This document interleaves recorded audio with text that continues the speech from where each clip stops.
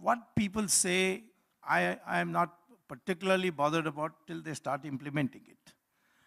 Adityanath has many other good qualities. He's an extremely honest person. And he's 24 hours devoted to the task. I am 100% certain he will restore the law and order in UP. And why wasn't he named? Because we named nobody. If we didn't give just going back a little, if we didn't give a single ticket to a Muslim, it's because no Muslim candidate came up who, in our thinking, was a winnable candidate. They were asking for tickets from Hindu areas, not from Muslim areas. But that too, if they were good candidates, we would have definitely done it. We don't want to be part of the normal rat race that we have to have 10% Muslim candidates and we have to put them in. And we said, let the people decide if they are against us. After all, 20% of the population of UP is Muslim. And there are about 125 constituencies where they dominate the results. By the way, in that 125, we have 185 this time, with Hindu candidates.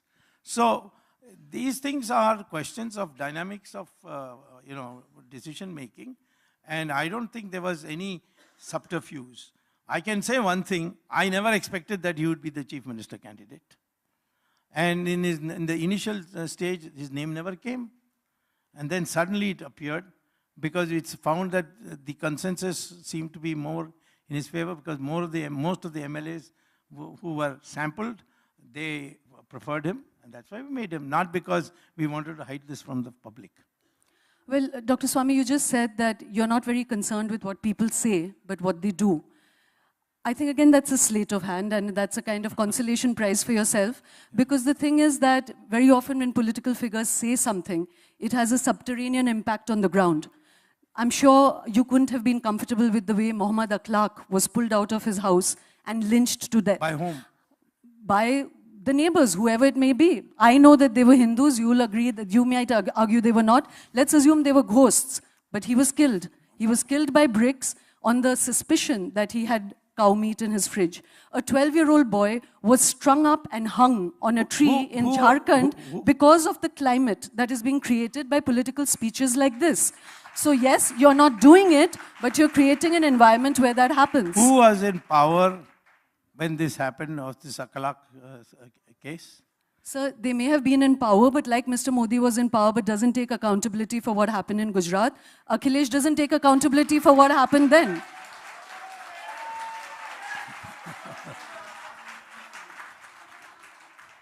Modi never said I don't take responsibility for all that has happened.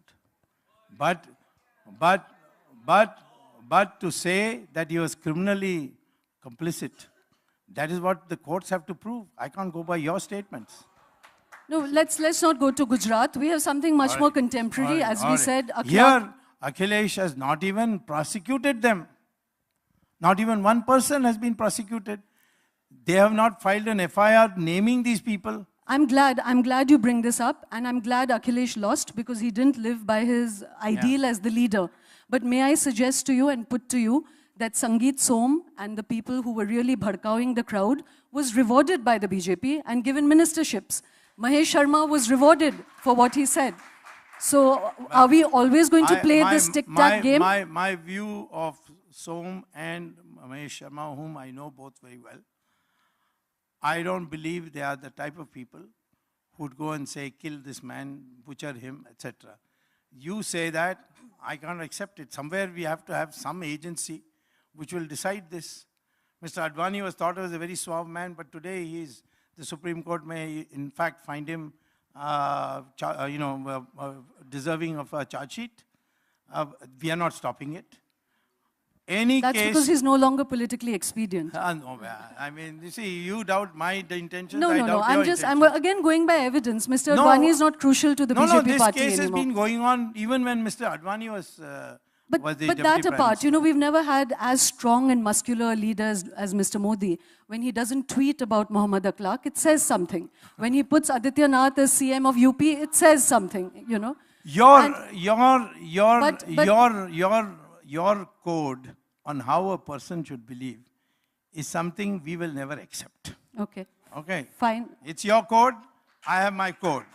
I will believe that taking anybody's life or any putting any innocent person to misery is something I will, if I do, God will punish me, my karma will finish me. This is what we Hindus believe.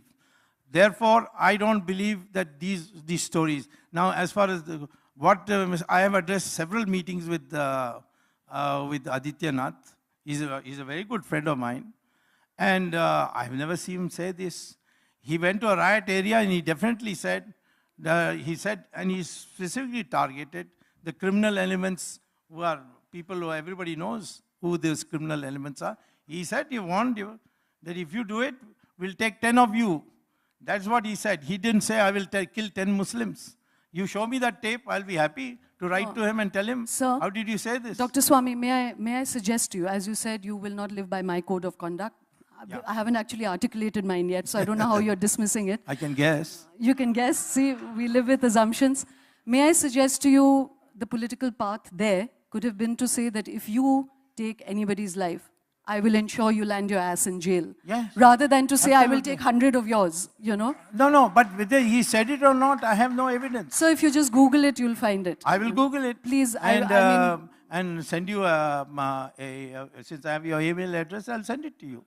I've already seen it, so just see it yourself. Yeah, you know. You might have seen it in Telka, I think, no? No.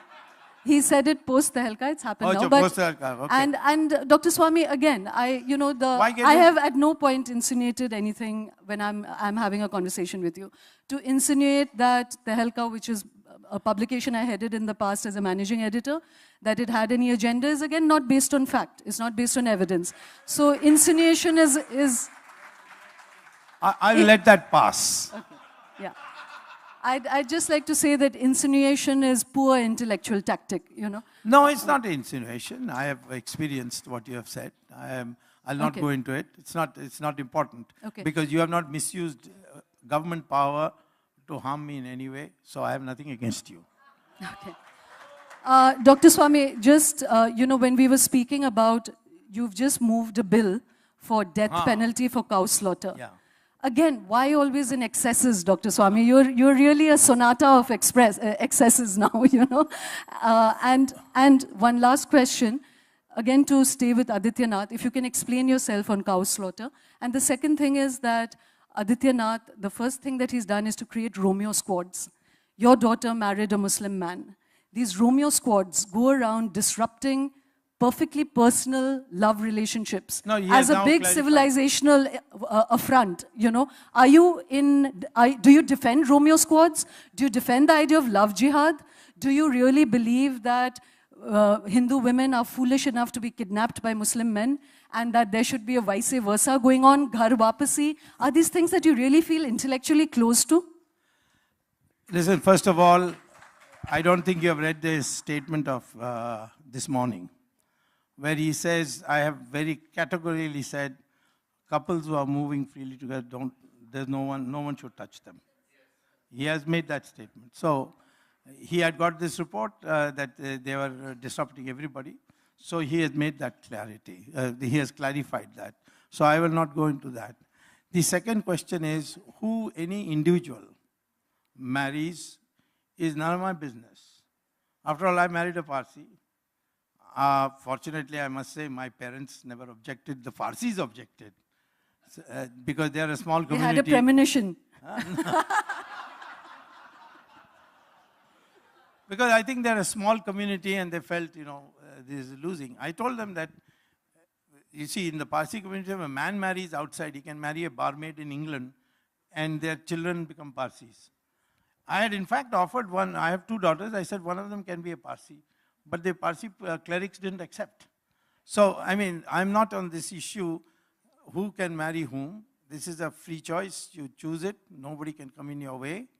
This love jihad was created by the Kerala High Court, which said that there was a systematic, motivated program to lure unsuspecting women and then convert them and then abandon them. This is a judgment of the Kerala High Court. And then it caught fire, that word. Even here, we have to be very careful.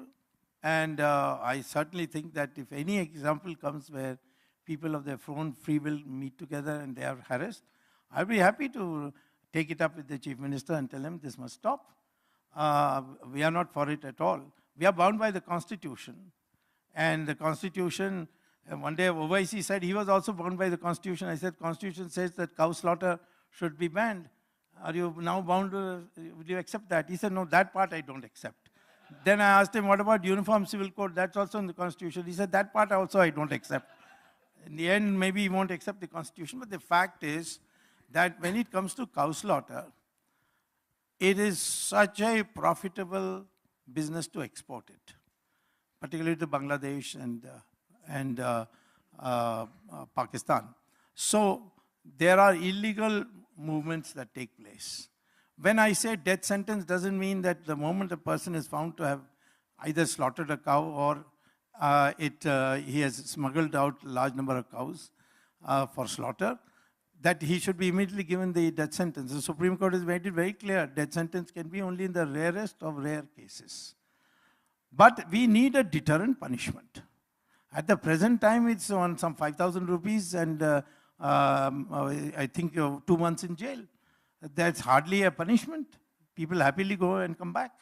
The fact of the matter is that I'm trying to awaken the consciousness, because this Bos indicus breed is an extraordinary breed which I can give you magazines, scientific magazines of the United States, which says that the milk of this particular variety is something completely different from from all the milk that is available in the Western world and elsewhere. This now, in fact, if you please check through Google, New Zealand is seriously thinking of banning Bos indicus, which is the Indian variety of cow, their slaughter in New Zealand. So I just based on some scientific analysis which I have done, and I've come to the conclusion that somehow we must not only, and my bill, by the way, only is not only about capital punishment, it's about establishing an authority which will go into how cows are bred in this country, how they are abandoned, how to take care of them after they become too old to be of any use. They shouldn't be allowed in the street. All that into account. And therefore, if we can make imprisonment of 7 years for killing a peacock, you know that we have a law which says you can't kill a peacock. Why shouldn't we have a law which is severely bans or deterrent punishment for the treatment of cows? So that's all it is. Okay, we've run out of time. I'm going to open this up to the House. We haven't even started touching on economy, which is a whole other minefield of interesting things where Dr. Swamy is concerned. What he said about Raghuram Rajan, what he said about Arun Jaitley. Before I start taking audience questions, can you really treat us as privileged audience and give us your off-the-record version of what happened to the GDP after demonetization kicked in? Well, I mean, you put me in a dilemma whether I should become an economist or a politician. The GDP growth, human. Well, after her class has brutalized me for so many years, I can't be. But anyway, the issue is this, that the GDP is a product of two very important decisions one makes in calculating it. One is because, something like milk is in liters and fruit is in kilograms and so on, so you need a conversion factor. And that is the price. And that price converts everything into a value term. And this value term can grow without any increase in production if there is inflation in the country. So therefore it becomes that in not only price, but if you're going to make comparison between 1 year and another year, you have to choose a fixed price, and then that fixed price should be used for evaluating the value. Dr. Swamy, you do know that you're hiding behind words now. No. This is a good economic class where the average lay person can't understand what you're saying. All right. Anyway, I'm saying the nutshell is the growth rate estimate of GDP depends on which year prices you use to value the production. Now, Earlier on, we were evaluating at 2004 prices. Now we are evaluating at 2014 prices. So automatically, it becomes of a higher value. And so that is one trick of the trade. Now, second is that we have a very big informal sector. And there is no direct way to estimate it on a year basis like we can do for, say, factory production. So what has been done is they have once in 3-4 years a survey called the National Sample Survey. And then that sample survey gives you an estimate of the informal sector's production. Now what they have been doing subsequently in the intervening years when they didn't have the survey is to calculate the ratio of the informal sector to the formal sector and use that ratio for the subsequent years. So take for instance demonetization, the effect was on the informal sector maximum. But the ratio they used was when everything was normal, that is pre. So you really haven't got an idea what is the impact on GDP of... Wow. Okay. Thank you for that. So now if there are any newspaper people here, I'll send you a legal notice if you publish all this. No, in fact, thank you for that unvarnished truth, Dr. Swamy. You've been loyal to that idea of being intellectual, so thank you. Thank you for being privileged enough, allowing us to be privileged enough to hear that, the unvarnished truth about the GDP. I'd like to ask you that, we do as club members offer our speakers Chatham House rules. So can we share this, or would you like us not to share this? Well, you can share amongst yourself, but I don't want to see it in the newspaper. Okay. But if it comes in the newspaper, it won't. I mean, it's like water off my duck's back. It won't affect me. But the fact of the matter is that it will make me a little more careful next time. No, we don't want to add to this, this volcanic cynicism that drives you, Dr. Swamy. We can be sure of that. So let me open this up to questions from the audience. Yeah, there's one here. Dr. Swamy, right here. I'll stand up. Do you think absolute power corrupts? And if you see the current dispensation of BJP with its absolute power that it's getting across the country become corrupt or become a theocratic state, would you then stand in opposition against that? First of all, all the corruption of the UPA period was brought out by not their own people, but by people in the opposition like myself. These last 3 years, I have not seen any congressperson bring out any case of corruption which stands the test of the court. There are all kinds of remarks made, but none of that. And in fact, the last one where an attempt was made was on the Sahara Diaries matter. The Supreme Court threw it out. Now, therefore, I would assume, for your sake, because if you may not believe what I say as a partisan BJP man, but there is nothing on record to show that the present dispensation at the level of the Prime Minister is corrupt. Number two, I have found in my interaction with him that when I bring him to his notice that something is not being prosecuted, he has immediately ordered the prosecution. When I've told him that such and such officer is actually corrupt or he belongs to the previous administration and is helping the people of the previous administration, he has made the change. So there is no way I can today say that Mr. Narendra Modi, having so much absolute power, is engaged in any corruption at all. Second, I don't even think that he has absolute power. Because if he had absolute power, according to me, Adityanath would not have been Chief Minister.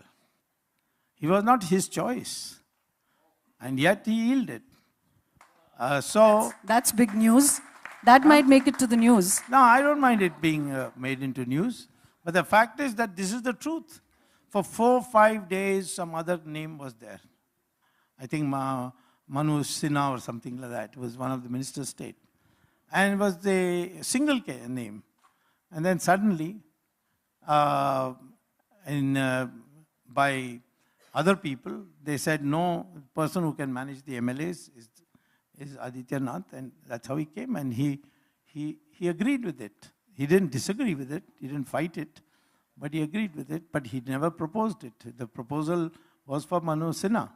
So, I don't see him being, although he appears to be a very strong, strong-willed person, etc., I have not seen him in our dealings in the party as a dictator. And it's very difficult for him to be dictator with me around, because I will speak up. I can give you that assurance, the one who asked. Any wrong happens, I will speak up. For instance, on GST, I'm not going to let it come. I'm going to knock it out. It's the most anti-national thing that I ever thought of. It is not even originally our idea. It is the idea of that crazy Chidambaram.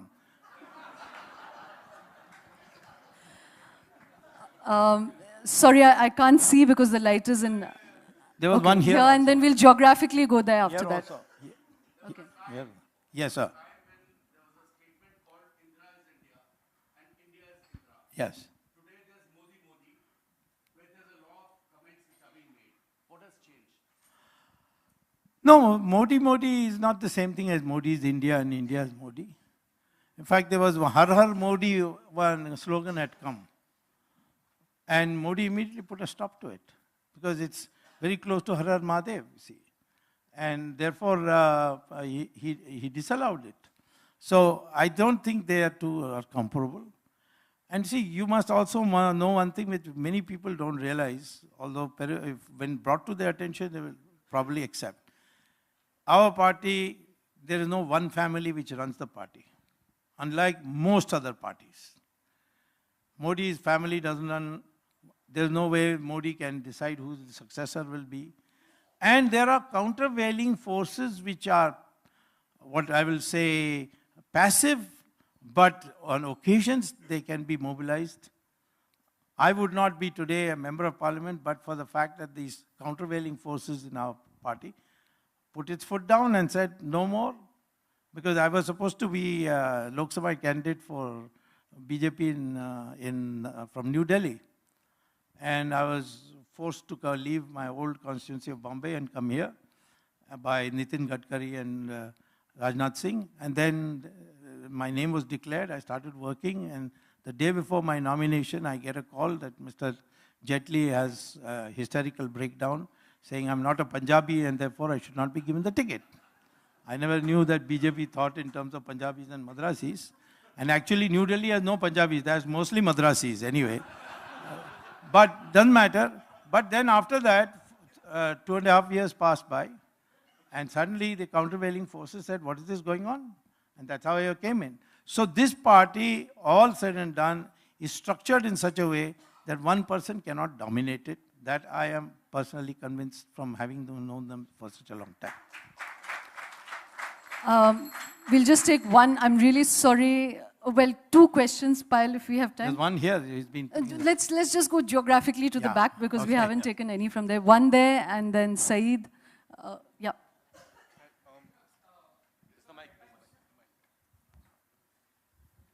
At times I wonder that how do you get all the information on which politician has how much investments in which asset class? Yeah. You must have got a real strong research team working for you. Yeah, you see, I have made one rule in my life which is the opposite of everybody else. I never publicize my friends, but I publicize my enemies. I have never let down people who have come and given me information. You know that in the 2G matter, the personal secretary of Mr. Raja, he was the one who gave me the material. I never let him down. And Raja and the entire Congress... You're not letting him down now? Now I let him down because I brought him into the party. He's now a member of the party. So, therefore, and then see, I have some other unique situations. I went to a public school in Delhi. It was called Delhi Public School, but it was those days called Church High School. Then I went to college here. My father was a secretary. My father-in-law was an ICS. And then, of course, I have spent years in Harvard. So that network is today sustaining me in getting this information. Dr. Swamy, I'm sorry, I'm going to have to cut in, and I'm sorry we can't, I didn't realize, I've just looked at the phone, we have another speaker. So I'm really going to close this here. I myself feel that it's been good to have you here, Dr. Swamy. I think it speaks for the spirit of debate and courteous conversation. I think we begin to understand each other a little bit better.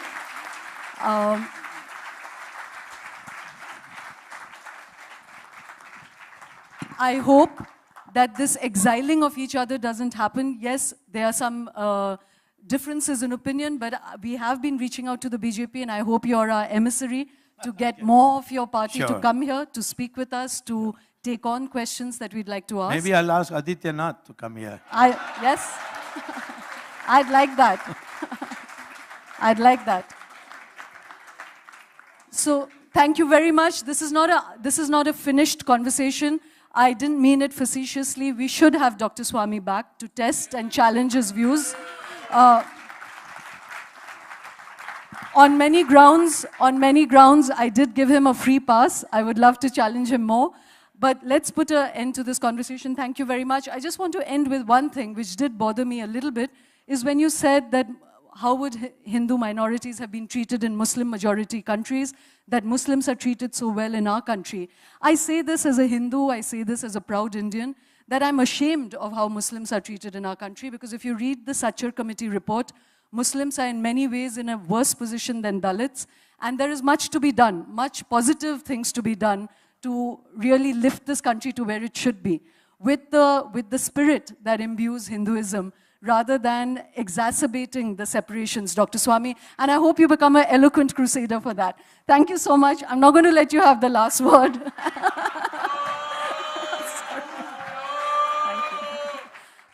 We have Manish Tiwari. Can we please make the drinks break really short? Because that's a whole other fascinating conversation waiting to happen. See you back in 15 minutes. Thank you. Thank you, Dr. Swamy.